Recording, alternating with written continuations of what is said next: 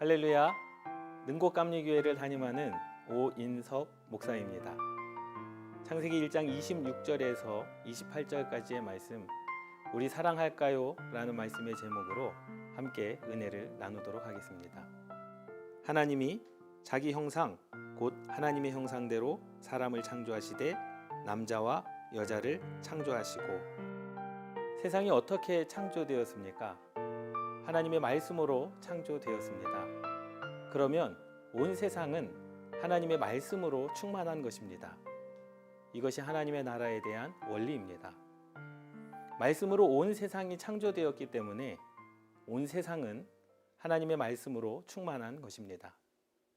예수 그리스도를 믿고 구원받은 신앙의 간증자들이 말하는 것을 들어보면 수많은 이야기가 있지만 동일하게 간증하는 것이 있습니다.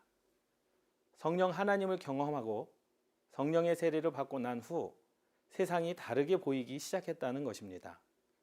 어제와 똑같은 오늘이고, 어제와 똑같은 남편이고 아내이고 자녀인데 다르게 보여지기 시작했다는 것입니다. 그 고백은 사단의 역사로 가리워졌던 세상 속에 충만한 하나님의 역사가 보여지기 시작했다는 것입니다. 하나님의 말씀으로 창조된 세상 속에서 지금도 살아 역사하는 하나님의 말씀이 보이기 시작하고 하나님의 역사가 눈에 들어오기 시작했다는 것입니다. 말씀으로 창조하신 에덴 동산은 하나님의 동산입니다. 하나님의 사랑입니다. 또 하나님의 풍성함입니다. 모든 것을 누릴 수 있는 천국입니다. 그런데 우리가 그 본질을 보지 못합니다. 선악을 알게 하는 나무의 본질은 하나님과 우리와의 관계 설정의 기준으로 하나님께서 제시하신 것입니다. 사단은 그 관계를 깨뜨리려고 하는 것입니다. 하나님이 그 나무의 열매를 금하신 것은 그것이 특별히 그들에게 해가 되기 때문이 아니었습니다. 하나님이 설명을 덧붙이지 않으신 것은 오직 그분 자체로 인해 그분을 사랑하고 신뢰하는 데서 나오는 순종으로 초대하신 것이었습니다. 그것은 열매의 문제가 아니라 관계의 문제입니다.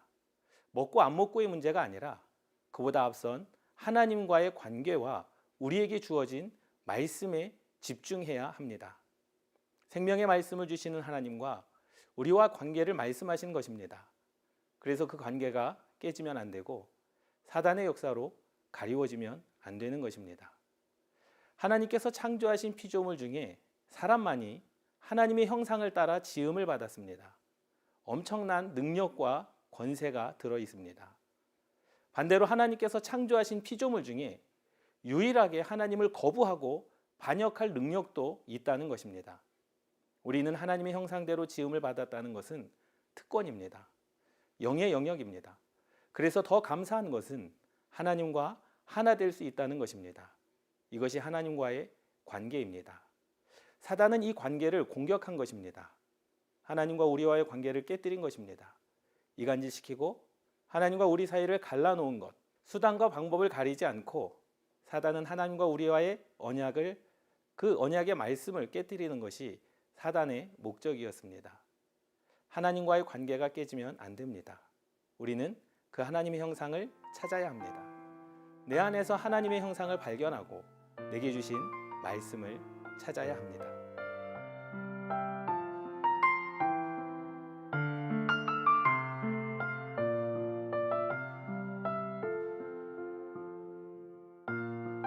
우리를 향한 그분의 사랑을 잃어버렸습니까?